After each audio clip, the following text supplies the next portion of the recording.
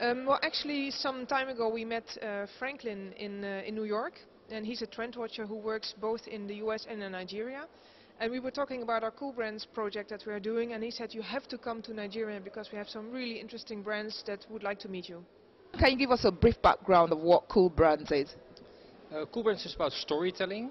We do storytelling for brands, and we do that internationally. So we can use the communication power of all the different brands to enforce the stories all over the 5 continents. Okay. Now, when you talk about storytelling, what about the story that is communicated to the consumer via commercials? Is it something like that? Actually, no, it's not to consumers. Actually, our target group is opinion leaders. So it's the top of the pyramid. And we tell the stories to opinion leaders, and via storytelling, the stories start traveling to connectors, to brand fans, and to consumers eventually. Okay. Now back to you, Anuka. Now, you've been in Nigeria for some days now. What have you achieved so far? Well, we have set up some interesting partnerships with the Quadrant company, who is specialized in PR.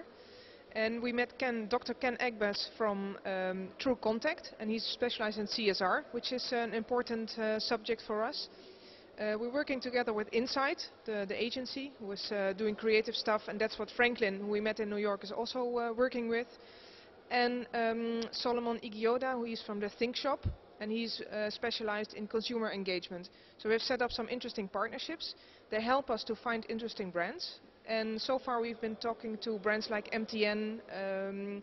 This morning we went to Honeywell, we're speaking to Access Bank, but also people like Leki Alder and Diola Segu. They are brands that really want to go international, and those people we're talking to as well. Now, when you say Cool Brands and the project about it, I remember you talking about 10 brands out of Africa. Can you shed more light on this? Yes, it's for African brands interesting to tell their story in the United States and Europe and Brazil and Asia, but it's also interesting for European brands to tell their story in Africa. And participating African brands, we're going to use them, we're going to ask them to be part of the storytelling part for the European brands and for the American brands. What do you think this would achieve for the brands involved? If you go online and you Google on your brand, on your own brand, then probably 8 out of 10 answers will be not originating from your own department, the marketing department. It will be unstructured influencers. People are talking about you, but you don't know. You're not influencing this. Storytelling will influence it. So we seed talk value, we seed stories, and people will talk about those subjects. So we can shed a light on your, let's say, CSR components and your CSR activities, and people will start talking about it. So if you then Google, you will find more things that originate from your own marketing department.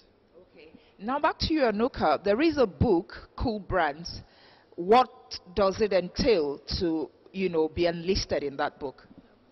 Well, it helps to be placed in a certain context, because in the book will be 50 brands, 10 per continent, like Maarten just said, and it's being used as a tool to give away to opinion leaders.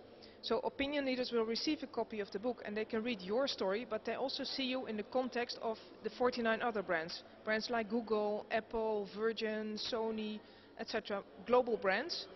So this reinforces your brand image. Because you are in this context, people see, wow, if you are a brand of this stature, then you must be really, really interesting and credible. So it reinforces your brand image and maybe in the end also your brand preference.